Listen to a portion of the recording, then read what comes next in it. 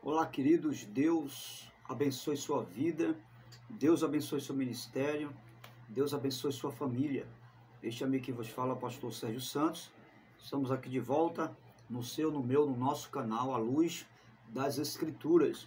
E para mais uma vez darmos continuidade à nossa preciosa aula, que é a respeito da nossa nova disciplina Apocalipse, Escatologia. E, para tanto, quero convidar você a fazer uma breve oração. Você já orou hoje? Se não orou, ore comigo agora. Pai bendito, quero te louvar pela bênção de poder orar e orar ao Senhor, o único Deus verdadeiro. Em nome do teu Filho Jesus Cristo, nosso Salvador, pedimos a tua bênção para a compreensão da tua palavra, que o teu espírito de compreensão, de entendimento, possa alargar nossas mentes de forma que possamos crescer no conhecimento, mas também, sobretudo, na graça do nosso Senhor e Salvador Jesus Cristo. Assim sendo, nós te agradecemos, confiando na tua bênção, em nome de Jesus. Amém? Muito bem, se você ainda não se inscreveu no canal, seja amigo do canal e se inscreva no canal, ative o sininho de notificações, deixe o seu like e todas as vezes que postarmos um novo vídeo, você estará recebendo aí no seu aparelho e acompanhando as nossas aulas do curso básico de teologia pelo IBADEP, reconhecido em todo o território nacional, e também pelo SEC, Centro de Educação Cultural, e nós temos esse respaldo da bênção. Queremos que você seja um aluno do curso. Se você ainda não é um aluno do curso, esse mês de julho já estamos aí, dando continuidade ao curso que já começou, mas dá tempo. Ainda dá tempo você estar conosco. Muito bem, nós vamos agora, na Bíblia, à luz da Palavra de Deus, darmos continuidade à nossa aula, que ficou aqui no capítulo 8, falando sobre o sétimo selo e o incensário de ouro.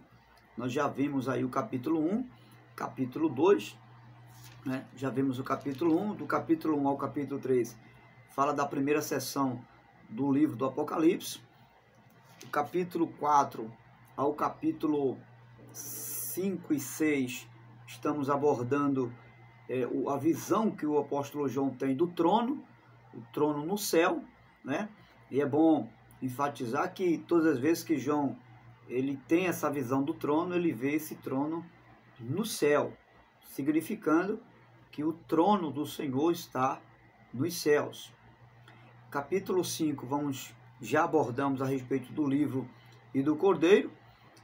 Capítulo 6, falamos a respeito dos selos, que evidencia, lá na frente, vamos ver, esses selos evidenciam as 7 trombetas, E as revelações do selo está muito ligado às 7 trombetas, que significam o derramar dos juízos de Deus. E aí tivemos aí um interlúdio, um intervalo de tempo antes de chegar no capítulo 7, ou nos 7 selos, falando a respeito do período em que os judeus convertidos ao evangelho do reino, juntamente com os gentios, eles estariam aí apregoando o evangelho do reino às nações. E é bom lembrar que esse período é um período onde a grande tribulação está pegando assim, está no seu calor, está no seu auge, porque a igreja está sendo perseguida, Quando eu falo a igreja, não é a igreja do arrebatamento. Quando eu falo a igreja, eu falo dos judeus convertidos ao evangelho do reino. Então, temos aí a abertura dos 7 selos, que inauguram uma série de juízos divinos sobre a terra em forma de toques de trombeta, E aí, quando a gente observa isso, a gente vai perceber que existem vários várias referências no Antigo Testamento dessa ação de Deus na vida do povo judeu, não é? Porque esses toques de trombeta sempre aconteceram, né, de forma parcial, mas de forma direta também. E aconteceram para fazer convocação geral ou uma convocação seletiva de alguns grupos, ou para anunciar a chegada ou a saída de algum exército ou de algum juízo de Deus sobre nações. Então, para isso servia as trombetas no Antigo Testamento.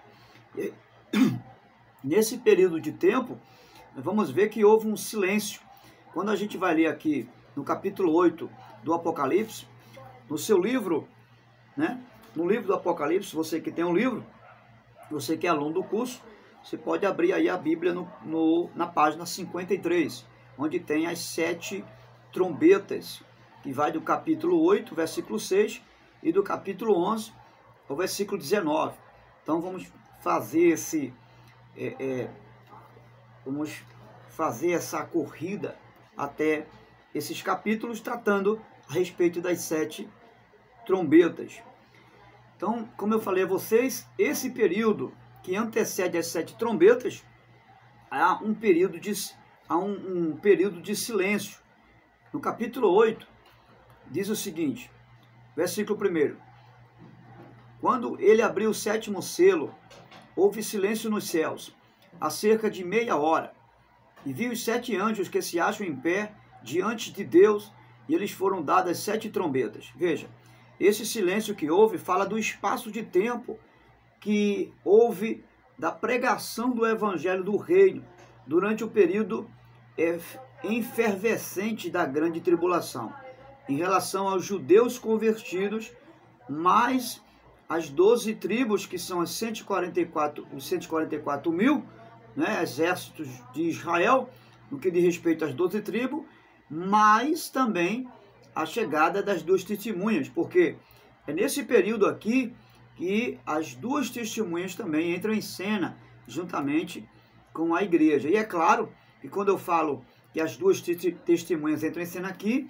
isso é algo referente aos judeus convertidos, que tem como figura de linguagem as 2 testemunhas, tá certo? E representam as 2 testemunhas que são enviados pelo Senhor para a pregação do Evangelho e Evangelho do Reino. Então, a partir daí, vai surgir as 7 trombetas. Era um instrumento, como eu já disse a vocês, usados para anunciar a chegada de um juízo temerário e algum anúncio de algum exército, tanto para sair como para chegar. Então, nós vemos aí um exemplo claro no livro de Números, capítulo 10, versículo 12. Esses instrumentos, que eram as trombetas, tocadas para anunciar a chegada ou a saída de um exército, eram feitos de prata derretida, né? Você vai observar que Deus manda confeccionar esses instrumentos com prata derretida, né? Então, esses instrumentos tinham as 2 finalidades que nós já falamos aqui. Primeira finalidade era uma convocação geral, parcial, e para anunciar a partida ou a chegada de um povo.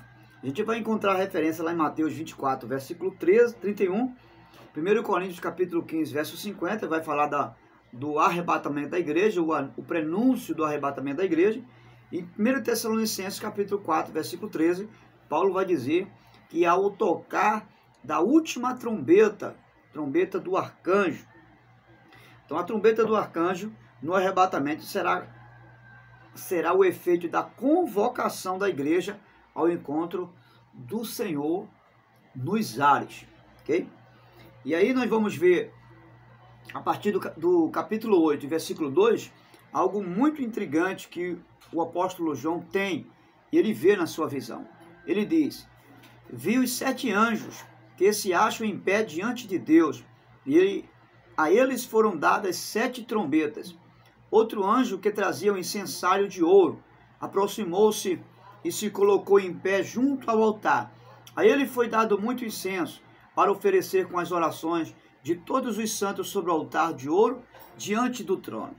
E da mão do anjo abriu diante de Deus a fumaça do incenso com as orações dos santos.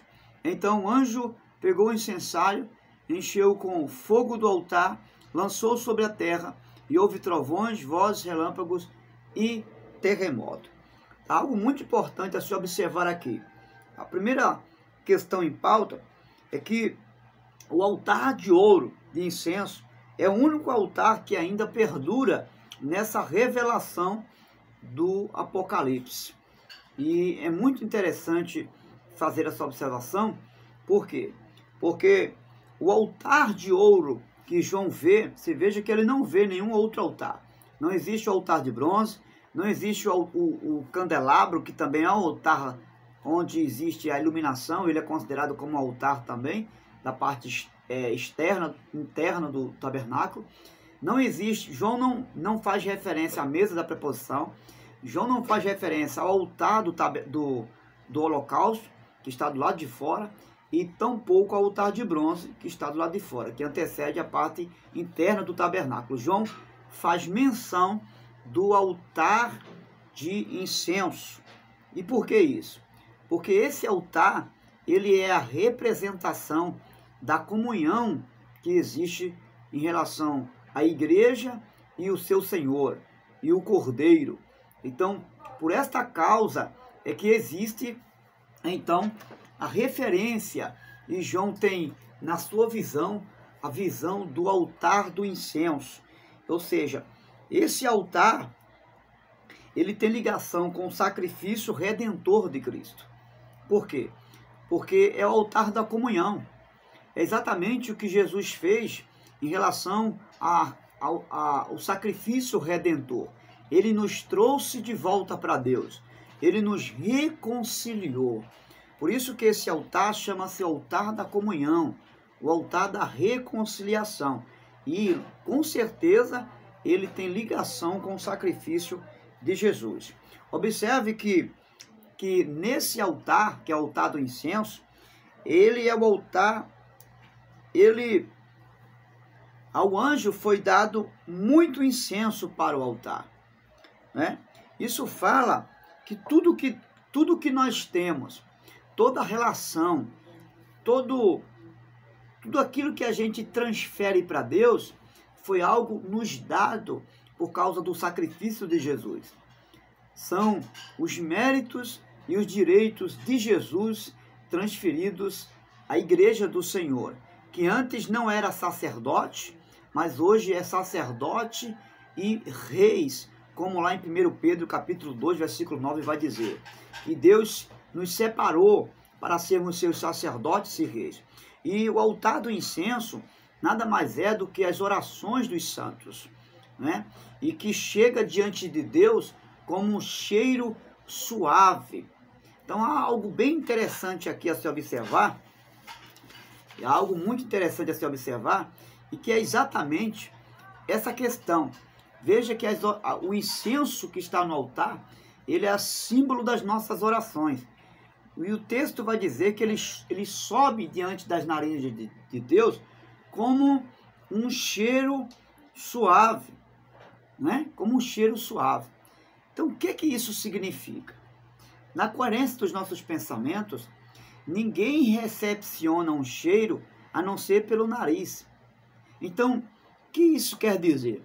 Isso quer dizer que as orações dos santos, as orações da igreja, elas não são ouvidas, mas elas são cheiradas por Deus. Deus ouve, nesse contexto, não com os seus ouvidos, mas com o seu nariz, porque é uma forma de Deus receber e sentir as orações dos santos.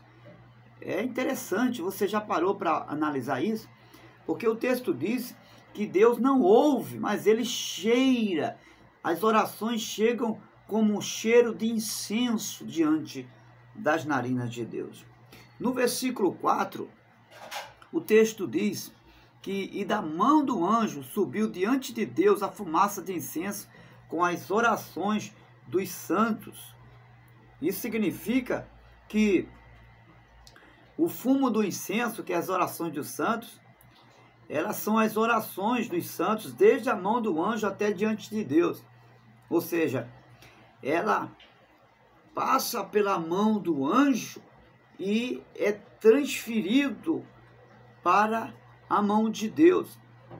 Só que esse anjo aqui, ele, na coerência dos nossos pensamentos, a gente pode aludir que esse anjo aqui é a pessoa do Senhor Jesus. Por quê? Porque é Jesus que intercede por nós. É Ele que está como um intercessor da igreja. E Ele é o mediador entre nós e Deus. Então não seria óbvio ter um anjo como nosso mediador das nossas intercessões. Então esse anjo se refere à pessoa bendita do Senhor Jesus. Veja o que o versículo 5 fala. Então o anjo pegou o incensário, encheu com fogo do altar, lançou sobre a terra, e houve trovões e vozes, relâmpagos e terremotos. O anjo tomou o incensário, encheu de fogo do altar, e os lançou sobre a terra. E diz o texto que houve trovões e relâmpagos. O que isso significa? Que aqui as orações das almas que foram martirizadas, elas são respondidas por Deus. A maneira que o texto diz que depois dessas orações, ele é respondido, em decorrência dessas orações, vêm os trovões e relâmpagos que tem uma linguagem simbólica do juízo de Deus. É exatamente isso que acontece, porque é o clamor das almas que estão que estão abaixo do trono de Deus, clamando por justiça. Isso está em Apocalipse 6, versículo 9 e 10. Quando ele abriu o quinto selo, debaixo do altar, as almas daqueles que haviam sido mortos por causa da palavra de Deus e do testemunho que deram, eles clamavam em alta voz: até quando, ó soberano e santo e verdadeiro, esperarás para julgar os habitantes da terra e vingar o nosso sangue? Então cada um deles recebeu uma veste branca, e foi-lhe dito que esperasse um pouco mais, até que se completasse o número dos seus conservos, irmãos, que deviam ser mortos com eles. Então observe que, em resposta dessas orações, vem agora o juízo de Deus. E algo a observar é que essas nossas orações, elas têm grande papel no plano de Deus em relação a concretizar o seu projeto de salvação, não só para a igreja, mas para todas as nações, especialmente para os judeus. Então, nós sabemos que o tempo que levou cada selo, ou melhor dizendo, corrigindo aqui, nós não sabemos o período, né, de tempo que levou para que cada selo pudesse ter o seu cumprimento, né? Só que quando nós começamos a fazer alusão ao que aconteceu, a queda de Jericó, por exemplo, porque os acontecimentos do Antigo Testamento, quando nós passamos a fazer uma comparação de alguns acontecimentos a respeito, por exemplo, de toques de trombeta, e quando você vai observar que a sétima trombeta, quando Deus manda Josué cercar Jericó e dar 7 voltas, mas apenas na 7ª vez que vão dar a volta, o Senhor ordena eles tocar a trombeta 7 vezes. A exemplo desse acontecimento lá no Antigo Testamento, nós vamos observar que a 7ª trombeta, ela foi tocada durante o período de 7 vezes. Ou seja, esses 7 selos, eles têm um período apenas de um único selo. Era como se esses 7 toques de trombeta se resumisse num único toque de trombeta. Por isso que nós precisamos entender a linguagem simbólica e figurada que o Apocalipse nos traz como revelação. Então, na interpretação dos 7 selos, ao entender à luz do que aconteceu com Israel em rodear a terra de Jericó, que estava impedindo, que estava entre Israel e a terra prometida, esses sete últimos toques de trombeta, eles representaram as 7 voltas que os judeus deram para derrubar e vencer Jericó. Então, há algumas interpretações que vão, a exemplo desse acontecimento, dizer que esses 7 toques de trombeta, ele se alude apenas a um único toque de trombeta, que representa esses sete juízos de Deus derramado, tá certo? Então isso é uma alusão. Então entender os símbolos, entender o que significa os símbolos é muito imprescindível para mim e para você, tá certo? E a partir do derramar desses 7 selos, essas 7 trombetas, nós vamos ver aqui no capítulo 10, né, porque o capítulo 9 é a continuação do tocar das 7 trombetas. Nós vamos ver uma outra revelação que João tem. E o anjo, que é sobre o anjo e o livro. João tem essa visão do livrinho aberto, né, que está aqui em Apocalipse capítulo 10. E nós vamos ver isso a partir já, não é, desses próximos capítulos.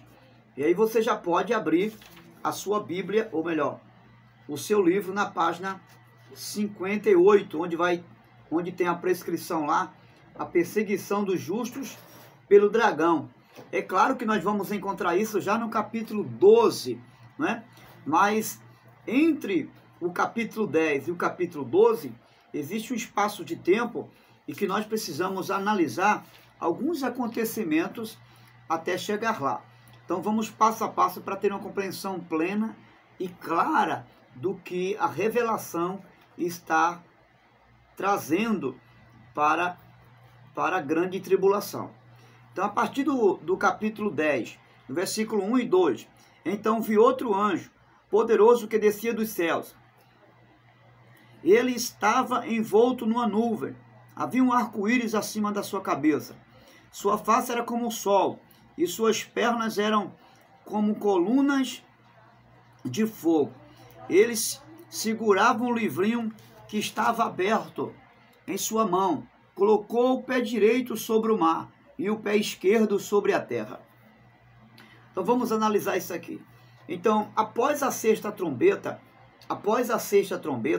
né, a terça parte da população morrerá, né? Até que chegue a 7ª trombeta, porque eu disse a vocês que a 7ª trombeta é uma representação das 6 trombetas, consumando ela assim com a 7ª, é apenas uma representação, mas essas 7 trombetas existem, mas ela é representada na 7ª como uma linguagem figurada, que representa todos os outros toques de trombeta num único toque. Então a gente vai ver que em seguida, em continuação a esses juízos que são derramados, muitos nesse período da grande tribulação, eles vão morrer. E nesse período Jesus desce com o livrinho aberto, ele vai descer no Monte das Oliveiras com o livrinho aberto, e nós já falamos isso agora há pouco, a igreja descerá com ele também, glorificado, tá certo? E o texto vai dizer na revelação de João que em volta dele, quando ele vem na nuvem, havia um arco-íris. Isso significa que quando ele descer com o livrinho aberto para fazer o julgamento às nações, ele virá fazer esse juízo, mas será um juízo parcial. Por que parcial? Porque haverá conversão, haverá salvação. E esse arco-íris que vem em volta dele, entre as nuvens, vem representando a sua graça e a sua misericórdia. Então o anjo, ele diz que a partir desse momento não haverá mais demora, ou seja, não haverá mais um tempo longo de espera para o juízo final chegar. Porque o juízo final não é representado quando Jesus chega no Monte das Oliveiras.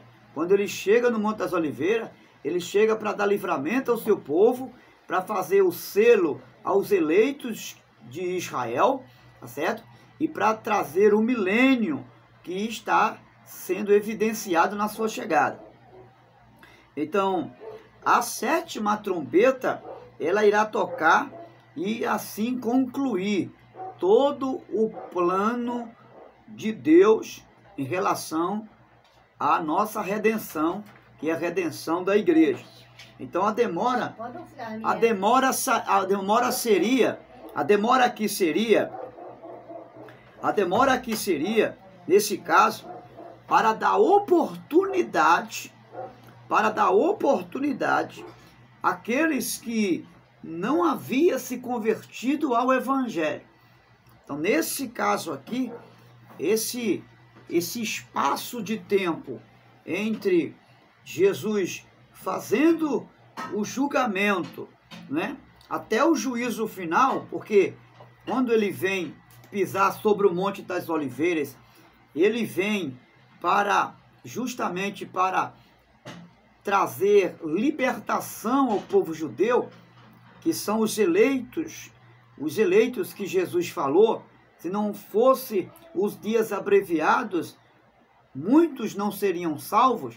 Ou seja, é exatamente esse espaço de tempo entre a chegada de Jesus do milênio até o juízo final. Nesse espaço de tempo haverá salvação. Nesse espaço de tempo haverá também ressurreição. Okay? E aí onde Apocalipse vai falar da segunda ressurreição. Ok? E é claro, esse período ele vai trazer alegria não só apenas para os salvos e amargor para aqueles que serão condenados, que são os que não creram no Messias.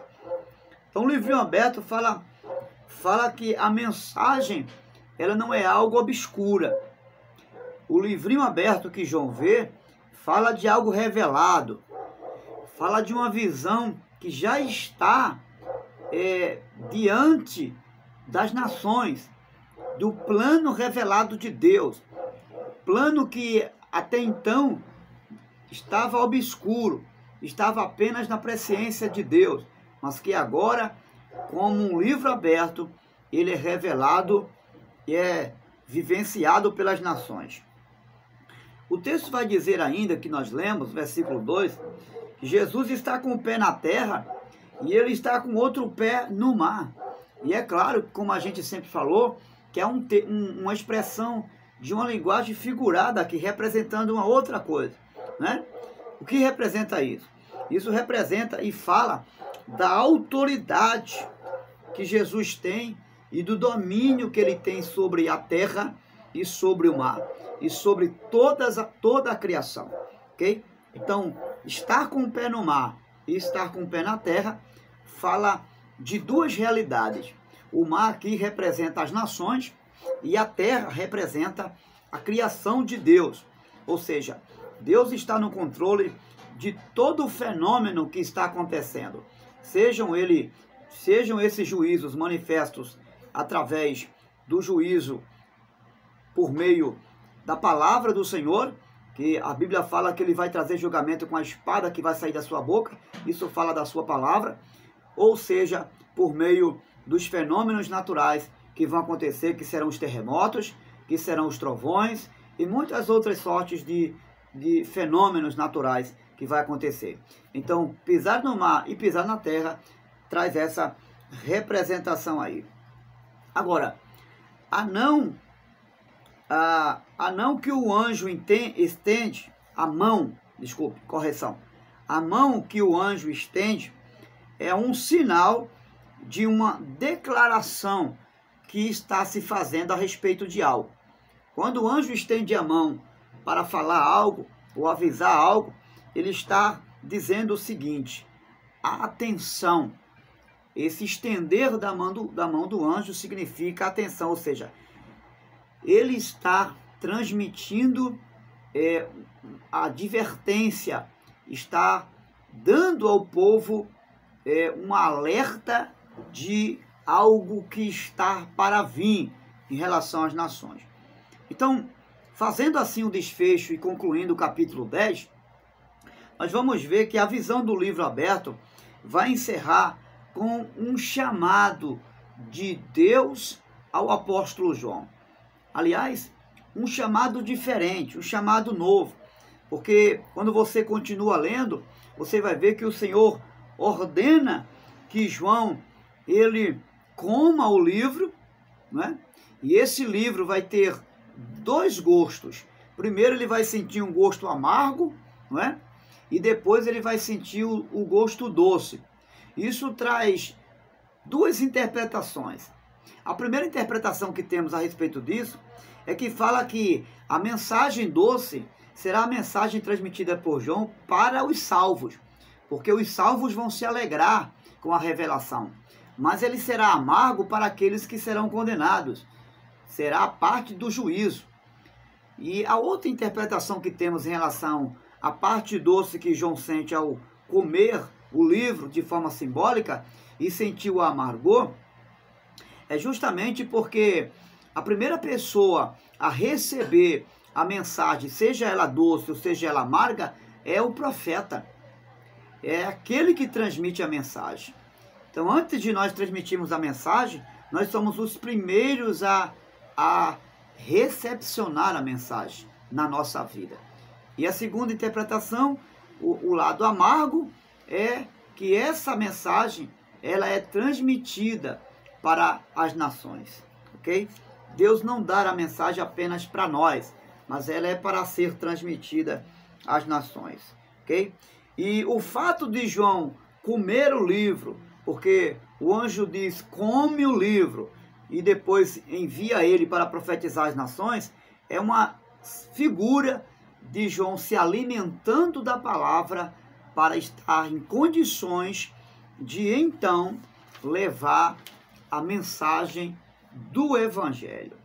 E aí no capítulo, e é claro, o Evangelho do Reino, e aí no capítulo 11 vai estar falando sobre as duas testemunhas, né?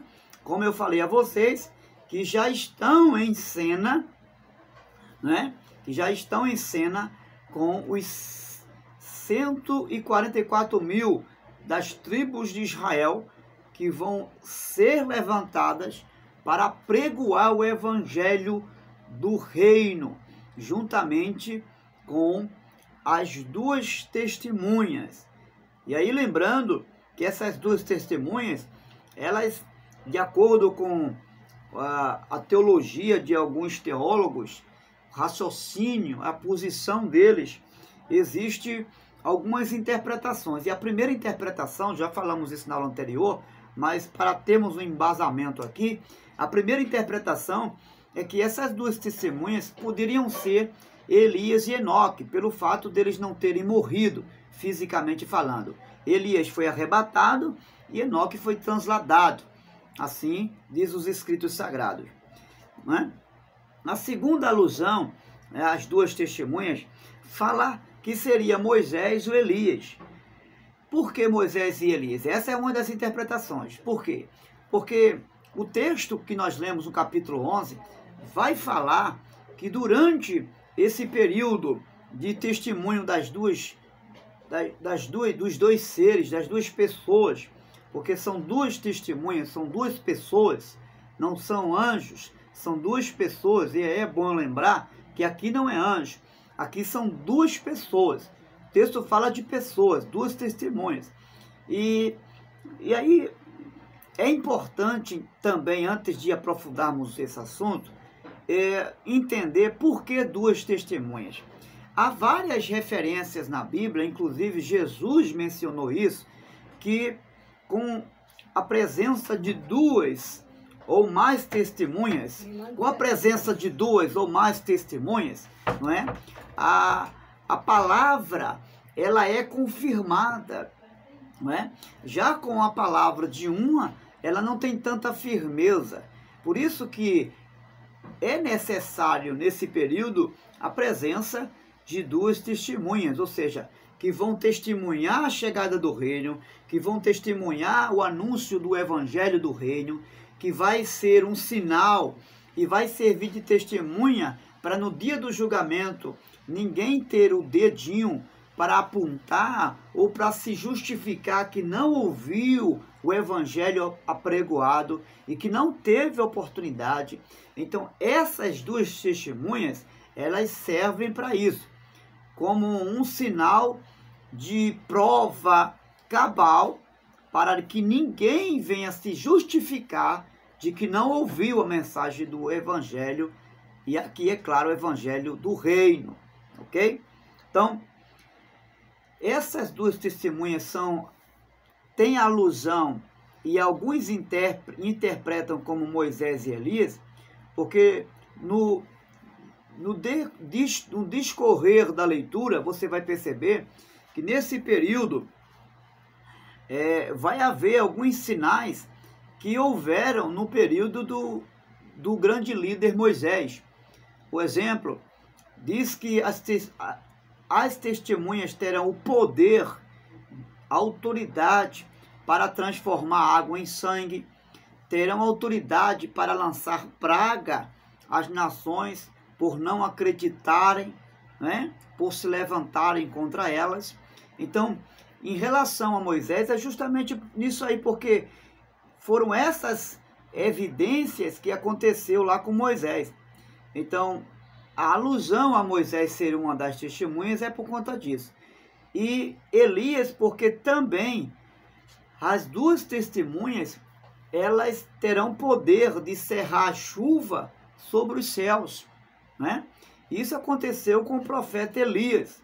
Lembra que o profeta Elias determinou que não chovesse e por um período de 3 anos não choveu? Por isso que fazem alusão às duas testemunhas, a Moisés e também a Elias. E em Mateus capítulo 17, versículo 3, existe lá uma passagem da transfiguração. Uma outra interpretação que seja Moisés e Elias é justamente por causa desse acontecimento que houve lá em Mateus 17, verso 3, onde Moisés e Elias apareceu transfigurado na presença do Senhor Jesus. Então, por conta disso, alguns interpretam que seja Elias e Moisés. Porém, todavia, em Malaquias capítulo 4, versículos 5 e 6, vamos fazer essa leitura em Malaquias? Bem rapidinho. Se está com a sua Bíblia aí, Malaquias capítulo 4, versículo 6. Capítulo 4, versículo 5 e 6. Diz assim: Vejam, eu enviarei a vocês o profeta Elias, antes do grande, terrível e temível dia do Senhor. Ele fará com que os corações dos pais se voltem para seus filhos e os corações dos filhos para seus pais. Do contrário, eu virei e castigarei a terra com maldição. Então, aqui é mais um contexto onde se confirma que seria uma das testemunhas do profeta Elias. Só que, quando nós observamos que na grande tribulação haverá os eleitos, e esses eleitos são os judeus convertidos ao evangelho do reino, e que eles apregoarão o evangelho, né? Essas duas testemunhas, elas estão mais diretamente ligadas a esses povos judeus eleitos convertidos ao evangelho do reino, que apregoarão na força e no poder do profeta Elias, na autoridade, na ousadia que o profeta Elias teve, assim terá também os enviados, os eleitos judeus que estarão apregoando o evangelho do reino. É o que Jesus falou quando falou que o Elias já tinha vindo, quando ele se refere ao profeta João Batista. Ele disse: este é o Elias que havia de vir. Jesus estava falando que João Batista estava apregoando o caminho e o dia do Senhor na unção, no poder e na autoridade do profeta Elias. Entender agora que essa expressão de Malaquias 4, 5 e 6 é uma alusão àqueles que vão, aos eleitos judeus que serão salvos e que apregoarão o evangelho na autoridade e ousadia do profeta Elias, e não propriamente Moisés e Elias que estarão aqui testemunhando. Porque caso contrário, Jesus não faria menção a respeito de Elias na vida de João Batista com respeito a essa característica, a esse poder, a essa mesma autoridade. Então, é algo que nós poderemos também aderir a esse cenário aí. Mas escute, não há nenhum indício de que seriam alguém conhecidos, né? Não há indícios de algum personagem do Antigo Testamento que seriam conhecidos. O texto, o capítulo 11 de Apocalipse não fala que seria uma pessoa conhecida, mas que seriam testemunhas.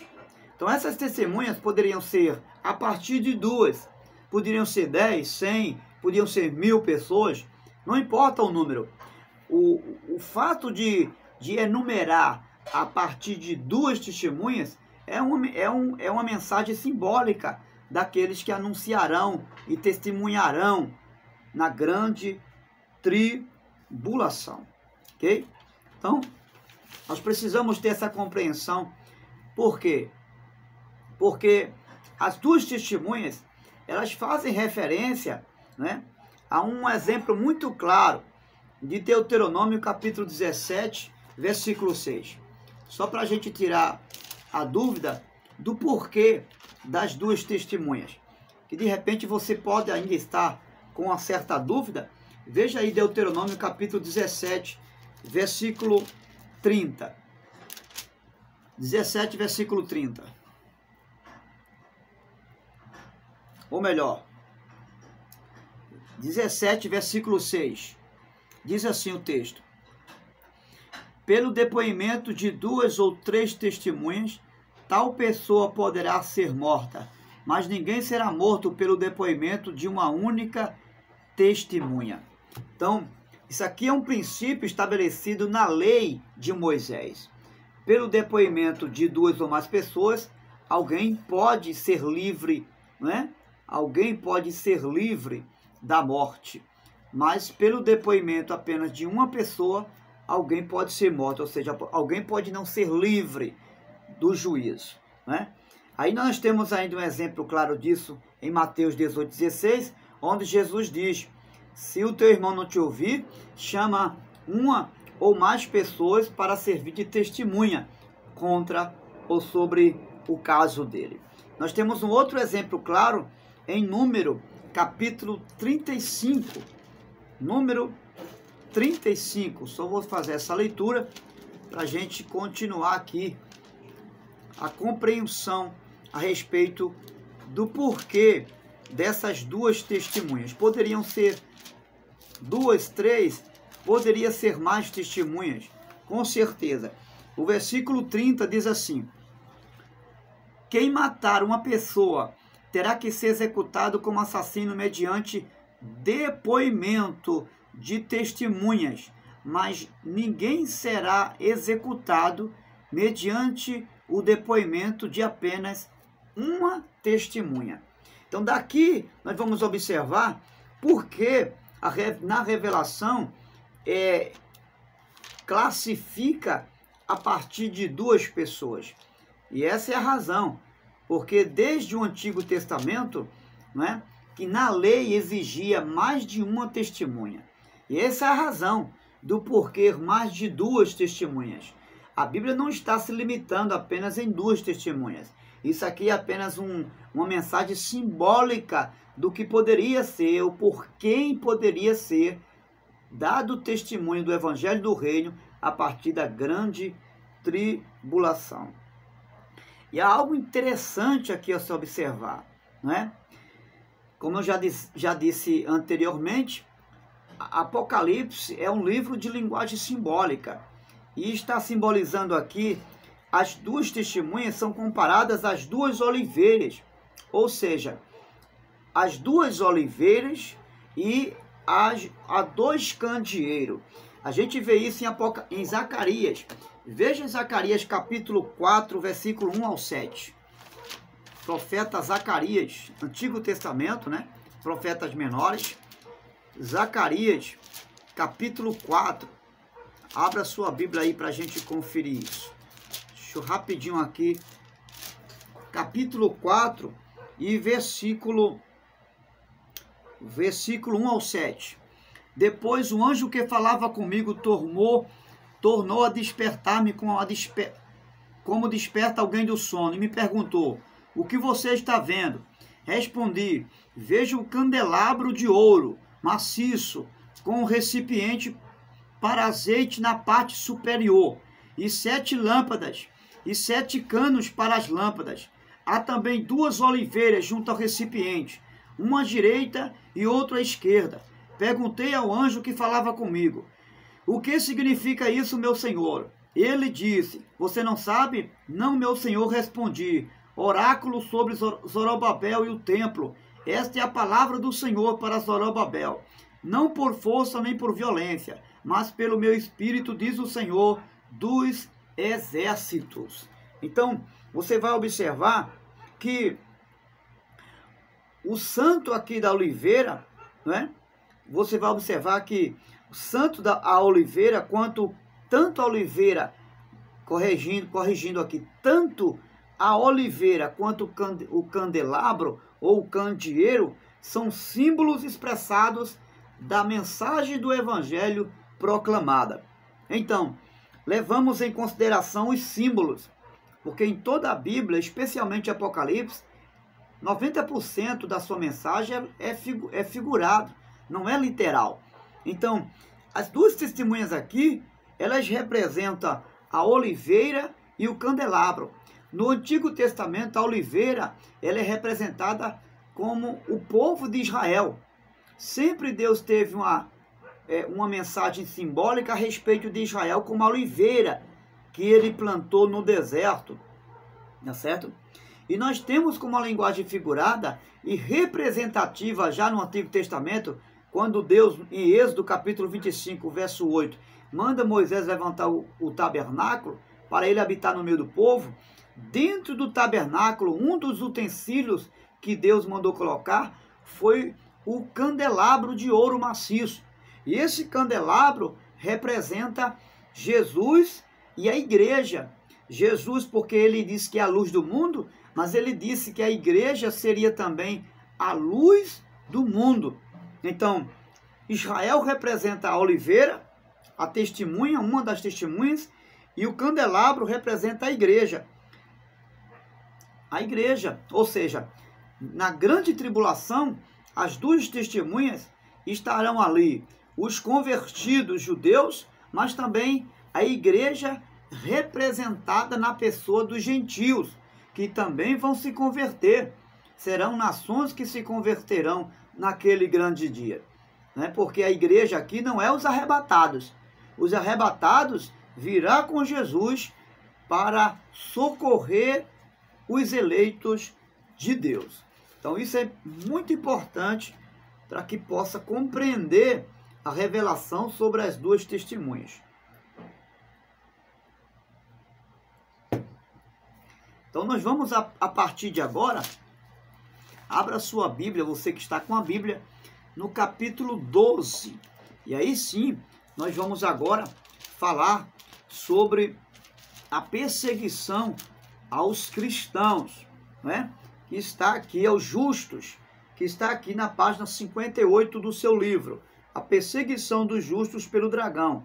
E aí vamos discorrer um pouco aqui no capítulo 12 de Apocalipse, que a epígrafe do texto fala da mulher e o dragão.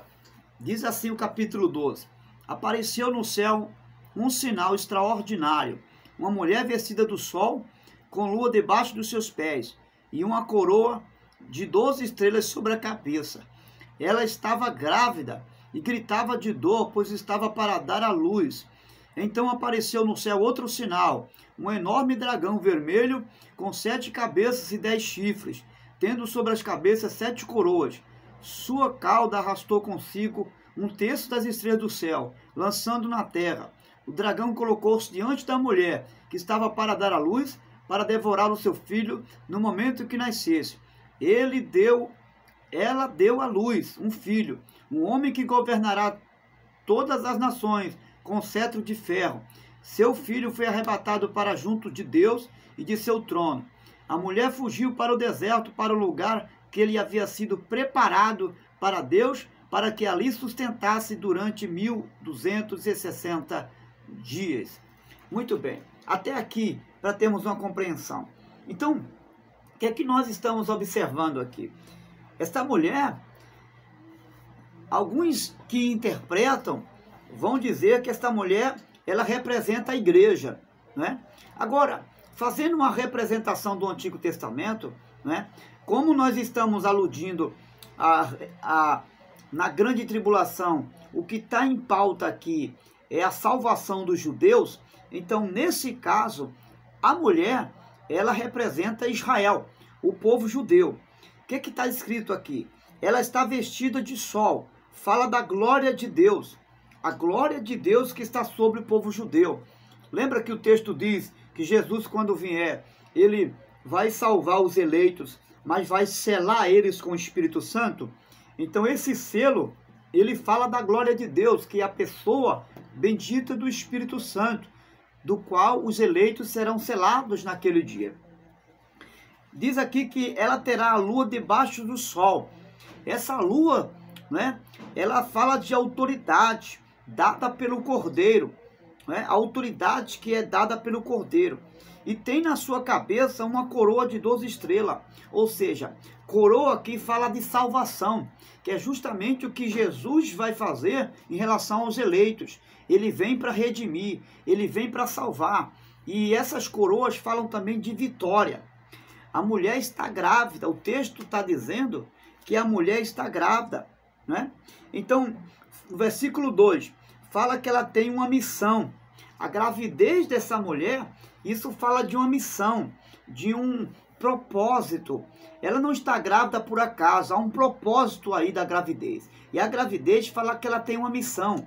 É justamente a missão que Deus dá a Israel para evangelizar como representante de suas testemunhas na missão de pregar o evangelho. Entende agora que tudo faz sentido, né? As duas testemunhas está muito ligada à igreja. A igreja aqui, nesse caso, não é a igreja que vem com Jesus glorificada, é os judeus salvos, tá? Que são perseguidos. Existem algumas interpretações que o capítulo 12 já foi algo que foi cumprido, né? No que diz respeito ao povo judeu, né? Quando o Senhor Deus, ele lançou a primeira profecia no capítulo 3, versículo 9, que disse que da semente da mulher nasceria um que esmagaria a cabeça da serpente. Então, alguns interpretam que essa passagem aqui, ela é uma revelação que já foi cumprida.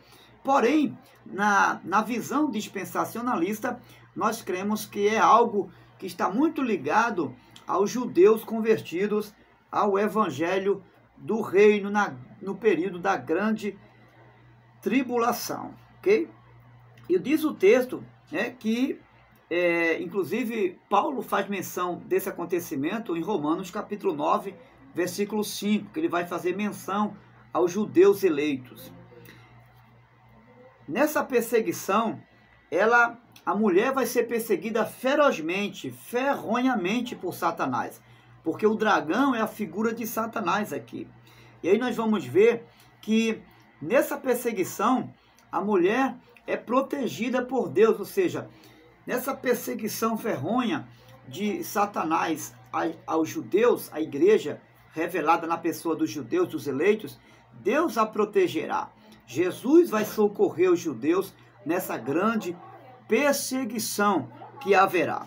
Então, durante essa perseguição, a Bíblia diz que o filho nasce.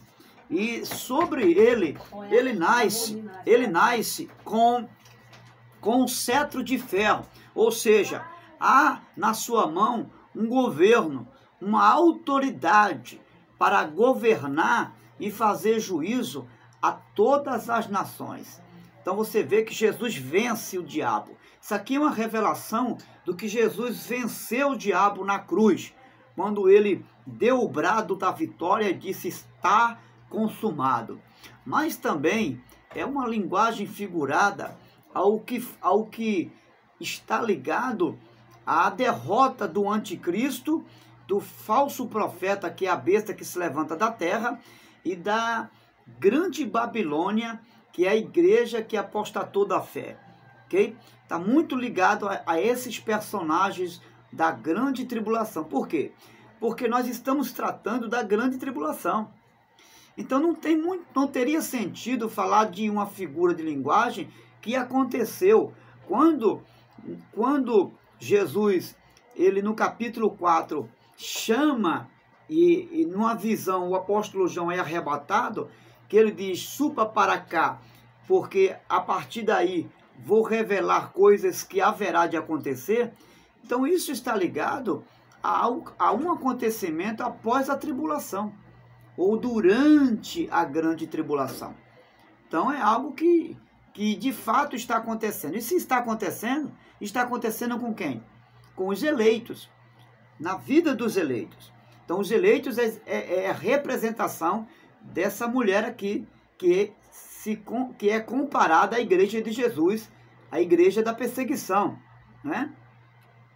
Então, Paulo vai dizer no capítulo 4, versículo 4, que na plenitude dos tempos Jesus veio e nasceu e venceu, não é, a grande serpente, tá certo? Então, esses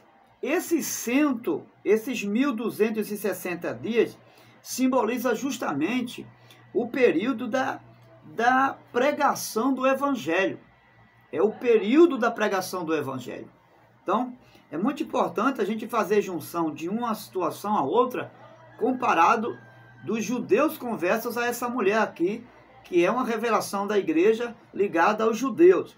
Lembrando que aqui não é a igreja glorificada, é os judeus convertidos ao Evangelho do Reino, tá? Como figuras das duas testemunhas, ok?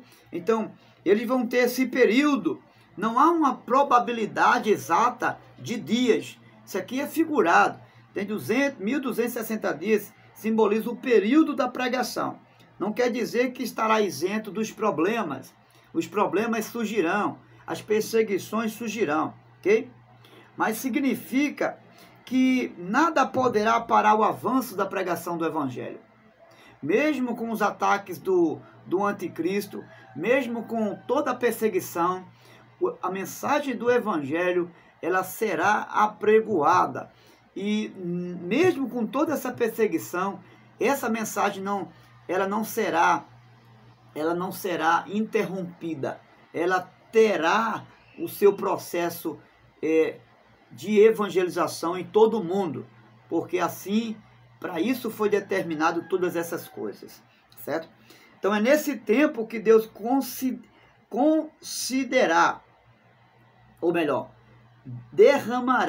dará aos eleitos poder e autoridade, que é exatamente ao povo judeu, Israel.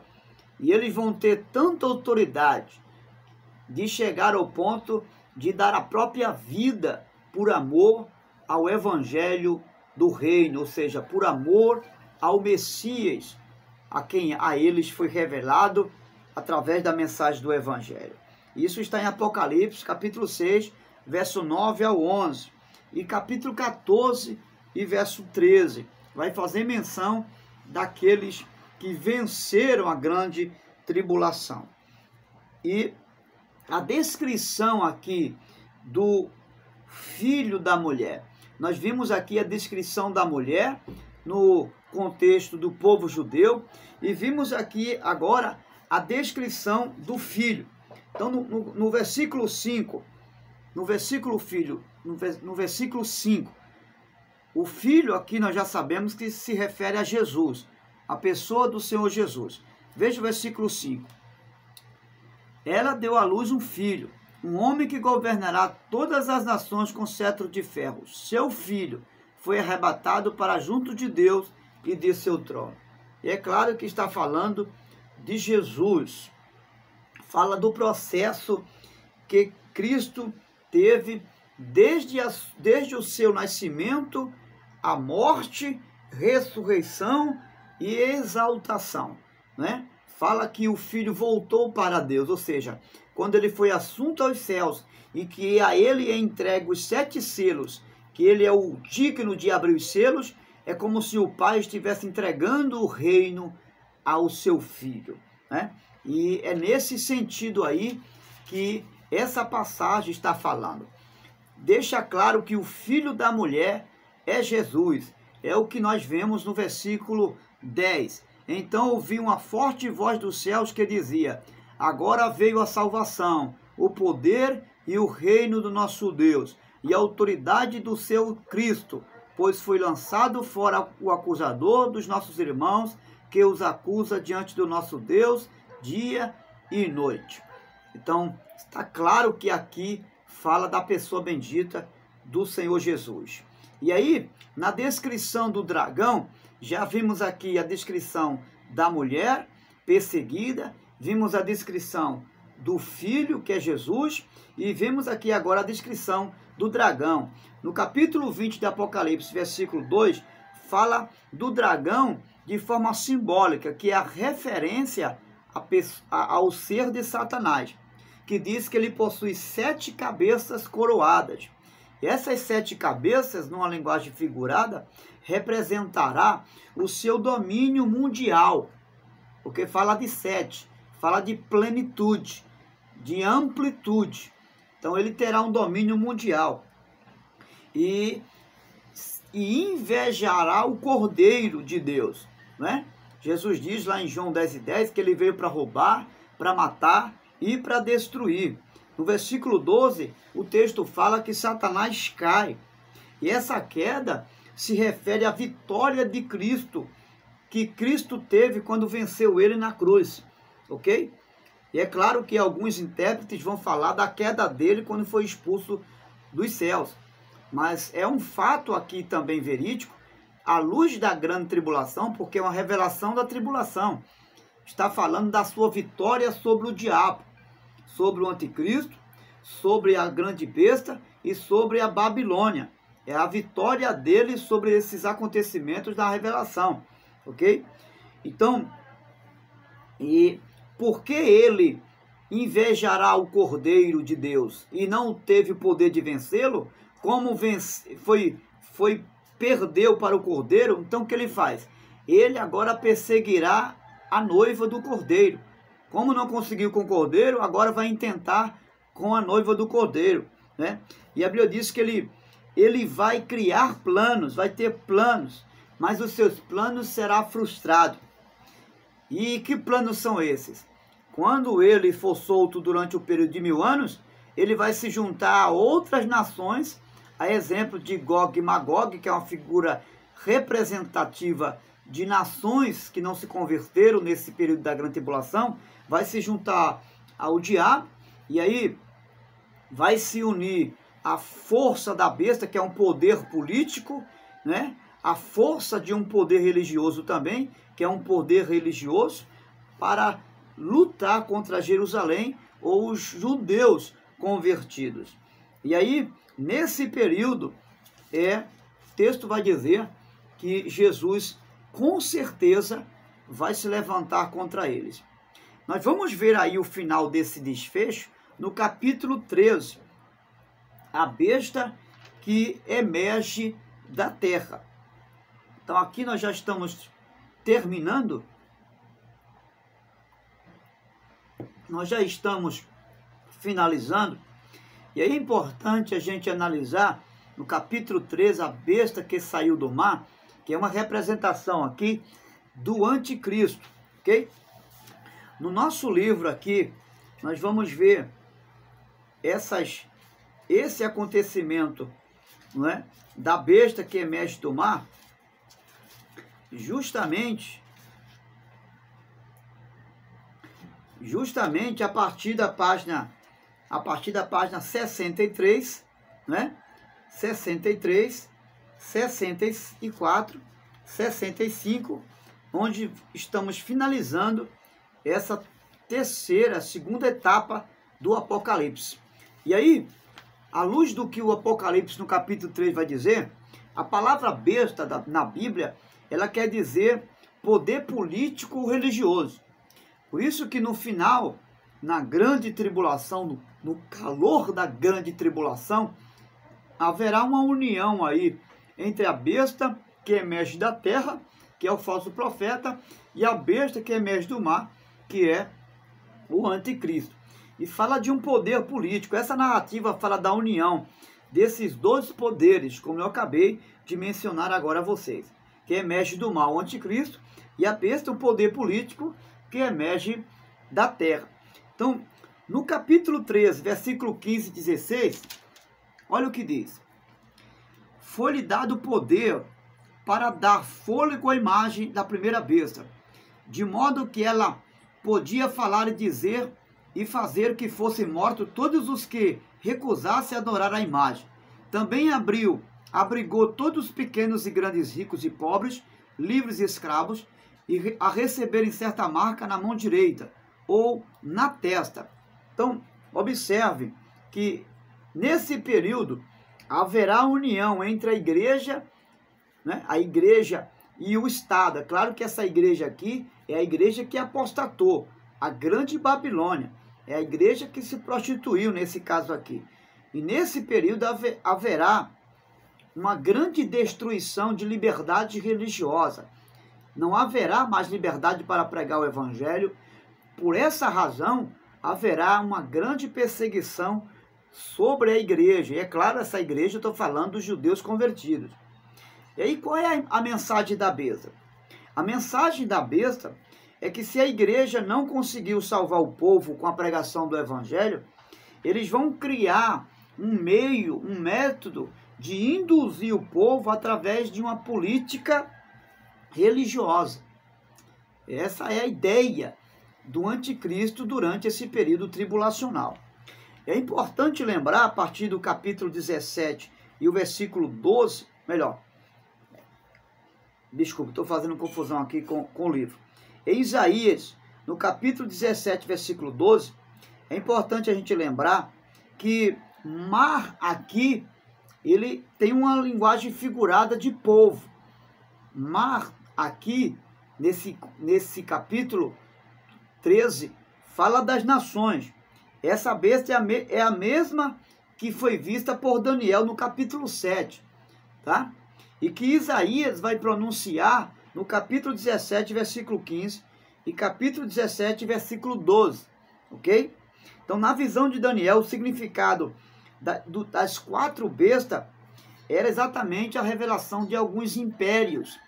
E, à luz da revelação de Daniel, aqueles quatro impérios que viriam suceder um após outro, né? Que foi o Império Persa, o Império Assírio, o Império Babilônico e o Império Romano, que por último também, não é, caiu durante o processo da história, né?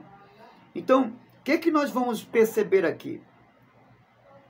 Que esses impérios que Daniel viu, eles sucederam uma linguagem anticristã, porque esses quatro impérios da visão de Daniel é justamente esse processo de liderança que haverá também com o anticristo, a besta e a grande Babilônia durante o período da grande tribulação. Então é importante considerar que a besta possui 7 cabeças no conceito de domínio, de governo mundial. Haverá um governo mundial, ou seja, uma só liderança para todas as nações. Então as 7 cabeças seriam aqui no caso, numa linguagem figurada, 7 reis que governaria durante o período da Grande Babilônia, ou durante o governo da Grande Babilônia, que iria governar como um poder religioso junto ao poder político do anticristo e da besta. O texto vai falar no capítulo 13 de 7 colinas. essas 7 colinas podem se referir à antiga Roma, porque na antiguidade Roma era conhecida como a cidade das 7 colinas. É por isso que é mencionado aqui as 7 colinas, que faz referência, né, no contexto histórico, do poder de Roma, que era considerado como as 7 colunas da época. Okay? Então, concluindo, esses 7 reis seriam 7 impérios, okay? Que seriam mundiais, 7 impérios mundiais. Não há alusão aqui do tempo determinado para esses 7 impérios, ok? Mas muitos estudiosos defendem essa ideia que o último ou o 7º império seria o Império de Roma, ou seja, o Vaticano no caso, durante esse período da grande tribulação, ok? Roma seria a chave do calor dessa perseguição aos judeus, ou seja, o príncipe, né, desse reino, o governo desse reino tribulacional seria o anticristo, que partiria de Roma, ok? À luz desse contexto aqui. Já no capítulo 17, nós vamos ver que João vai dizer que haverá um 8º rei e que procederá dos 7 reis citados, ou seja, dos 7 reis citados, dos 7 impérios, que acontecerá durante o período da grande tribulação, não é? Então surgirá um único rei que irá ter um domínio mundial sobre todas as nações. E é importante a gente trazer algumas características dos 7 reis que antecederam tanto a besta quanto o dragão, que tem a semelhança de ambos os chifres. Tanto a besta quanto os reis, eles têm essa semelhança dos 7 chifres, ou seja, que terá um poder mundial. E o texto nos diz que eles receberão autoridade apenas por um período de 1 hora, em espaço de um pequeno tempo. Ou seja, não haverá um longo tempo de governo entre cada império ou entre cada rei no período da grande tribulação. Haverá um espaço de pouco tempo, embora irão governar durante esse espaço de pouco tempo. Não há uma data precisa do período em que eles estarão governando durante o período da grande tribulação. Então, uma das 7 cabeças foi ferida. O texto vai dizer, quando você lê aqui no versículo 17, diz que uma das cabeças será ferida, mas depois curada. Isso fala de um governo que vai cair durante esse período, mas que depois vai se levantar de novo. A gente não sabe por certo qual é o governo, mas é um fato que um governo cairá, mas depois se levantará. E aí no capítulo 17, nós vamos ver que há uma voz que dizia: a besta que você viu era e já não é. Ela está para subir do abismo, e isso significa que essa visão compreende em 3 aspectos. Essa visão vai compreender em 3 aspectos. E o primeiro aspecto é que essa visão está falando de um passado. Essa visão está falando de um presente, ou seja, de um cenário passado, de um cenário presente, mas também de um cenário que está por vir, que é algo futuro que vai acontecer. Então, nós estamos fechando aqui a nossa compreensão a respeito do Apocalipse, dessa revelação, até o capítulo 13, onde falamos da besta que emerge do mar e que traz consigo todas essas implicações. Ouça com calma, se preciso 1 vez, 2 vezes, para que você possa compreender essa mensagem tão misteriosa, onde, à luz da palavra, podemos aqui esclarecer melhor, clarear melhor a minha e a sua mente, para darmos continuidade a esse estudo maravilhoso e revelador, porque ele já está revelado nas Escrituras. Grande abraço, Deus te abençoe.